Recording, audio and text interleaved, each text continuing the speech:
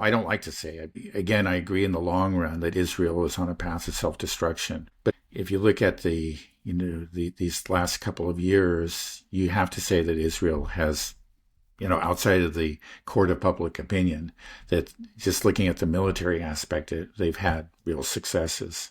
I don't like to say that, but I think it's clearly true, in Lebanon, in Syria above all. But then most recently, there was this statement about the Zanguzur Corridor, something that we mentioned in an earlier episode. Oh, right. That strip of land in southern Armenia. And that just extends because that's going to be the U.S. And wherever the U.S. is in the Middle East, Israel is too. That's going to just give them, more access to points closer to the Iranian border. It just you just see they're tightening the noose around Iran. Iran is quite upset about it for, good reason.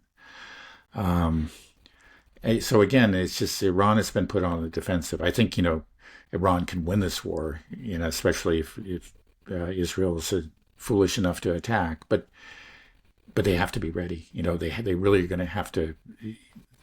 They can't let themselves be, caught napping like they were back in June. They're going to have to be ready for another, maybe an existential fight. Right. Yeah, I wanted to bring that up. That corridor. What's it called? Zanzibar. Yeah, Zanguzur. Yeah. It actually does border. It touches Iran, right? So the idea is that this will be used as a staging ground to launch an attack on Iran. Is that basically? Conceivably could be, right? Is that what I mean? Is that the whole reason this happened? It's like, okay, Armenia, Azerbaijan, let's make some deal, and then the U.S. is going to, and Israel will get to use this land to launch an attack on Iran. Yeah. Basically, that's what it's for, right? Well, it would be partially for that, I think, just looking at the the geopolitical interests involved, and then it's also it allows Azerbaijan to establish a direct link between Azerbaijan and Turkey, and they're close allies, and so there's that too. Now both Turkey again is rhetorically is very pro-Palestinian, but we know substantively they're not. They've been helping Israel, above all through the supply of oil. Israel gets 40% of its oil from Azerbaijan, and that pipeline passes through Turkey. And this will just, and Azerbaijan, though nominally a Muslim country, has been working very closely with Israel. We know that. Most of its weapons actually come from Israel. And there's been, maybe not conclusive evidence, but very evidence that suggested that some of the drone attacks on Israel were actually launched from within Azerbaijan. I don't know if that's actually been confirmed, but it appears to be the case. Why would Armenia agree to something like this? Yeah, well, I think Armenia, under Pashinyan, the current president, he's simply bending over backwards to please the U.S. above all. And he has dreams of joining NATO, of joining the EU. Yeah, and a lot of his people are very upset about it. There are, Armenians have a lot of connections to Russia. There are a lot of Armenians in Russia. The head of RT is actually Armenian. A Russian citizen, but of Armenian ancestry. There are millions of Armenians living in Russia, and there are a lot of people that would favor closer ties to Russia. But Pashinyan he is very, actually quite in an authoritarian manner now that he sees the reign of power as just taking Armenia into the Western camp. And part of this is giving this corridor to the Americans and, making, I think that's going to be just another step. It's just another, by doing that, he's proved his obedience again to the geopolitical interests of the West. and the geopolitical interests of the West in this case coincide with those of Turkey and Azerbaijan.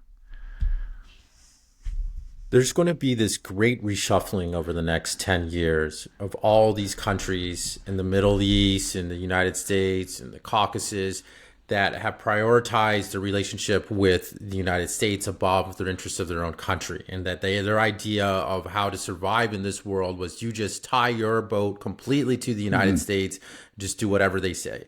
That's coming to an end now. I was never aware of how many leaders oriented themselves in this way around the world, that they just didn't have any sovereignty at all. Just we do what the U.S. says, and then the U.S. just gives us some money or some perks, and then we're fine.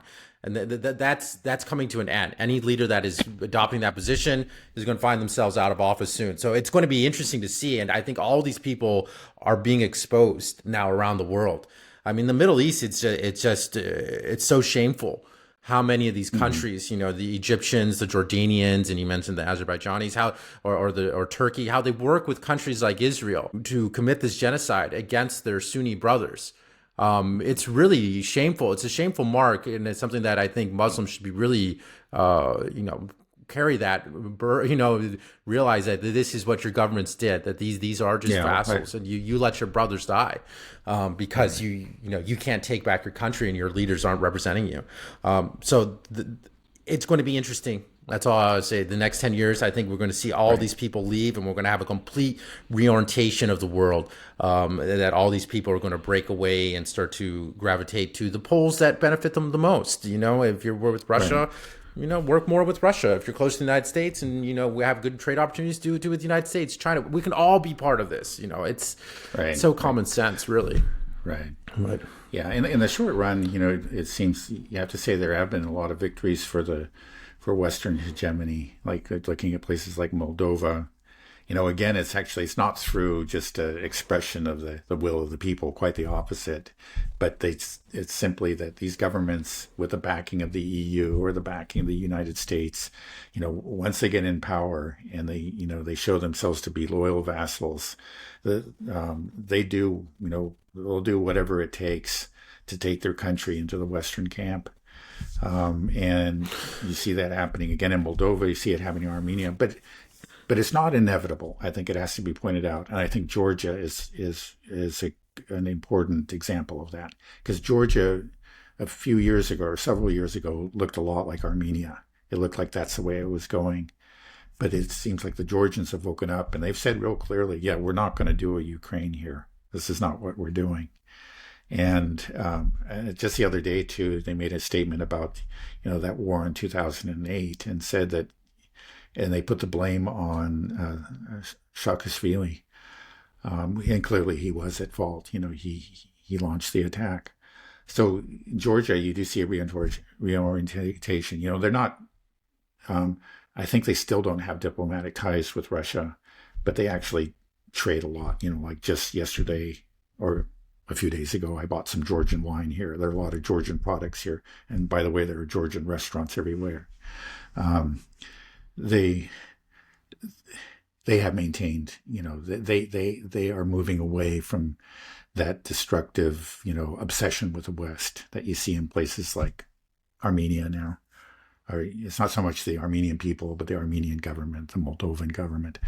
But that's reason to be hopeful. Countries can have a color revolution and then it can fail. The people can take it back. And and some people are saying that that's going to happen because there are so many people in Armenia that are very, very upset about what's happening there. The fact that, again, he's abandoned so much territory to the Azerbaijanis, and he's just, he's basically selling off parts of Armenia to please the powers that be. The Armenians themselves are not very happy about this, and they may take back their country. It doesn't. Yeah. Again, let's hope it happens. Right. Yeah. I mean, I think these are small wins actually for Western hegemony, and because Moldova is a small country, they also had to play some shenanigans, right? Basically deny Moldovans living in Russians any chance of making it to a voting booth to actually vote in this election. So the Western Empire was able to win over Moldova, but they had to pull a lot of levers. Moldovan people, most Moldovans around the world, probably aren't very happy with the way that it was meddled with. And it's a small country. Armenia is also a very small country. So I just think they don't have that same weight. They and they have to resort to more tricks. But the more tricks that they resort to, the more that the people living in those countries are aware of those tricks and become disenchanted with the United States. And then all of a sudden, your soft power is gone there, and any seeds for future influence is evaporating. Right. So it's just the U.S. empire is drying up whatever little good capital it has, goodwill capital it has with these countries up quickly. And I'm surprised. Pashinyan sounds like a traitor to his country. I imagine he's not going to be in power for long. Yeah, let's hope so.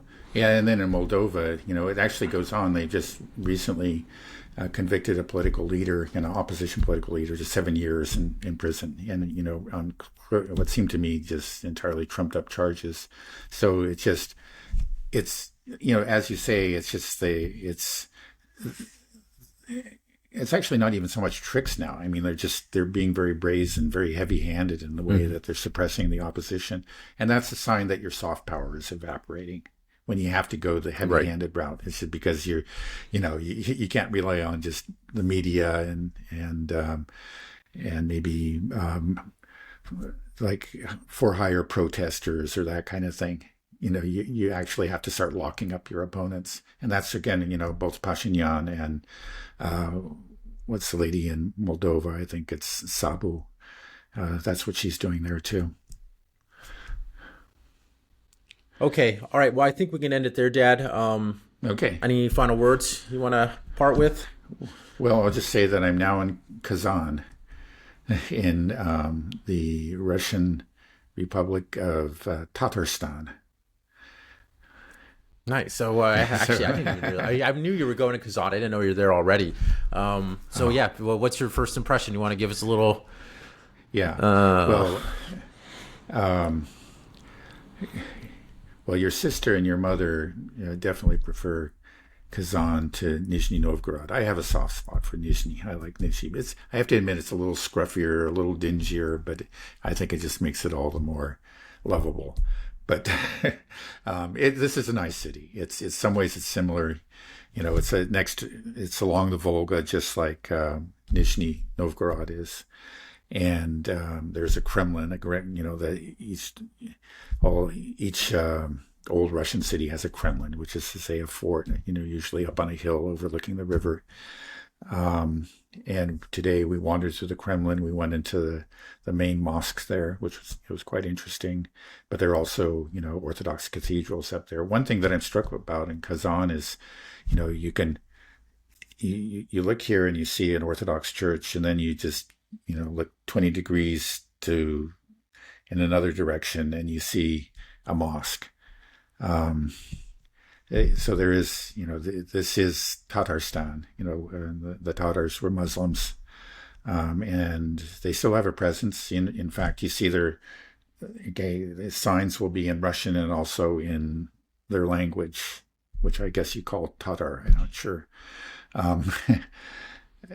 I think, overall it doesn't actually feel very different from, let's say, just looking at the faces, and it's still very much a Russian city. But you do see the occasional Tatar, and I think it's probably when you get outside of the city, you may see more Tatars in the smaller towns and villages.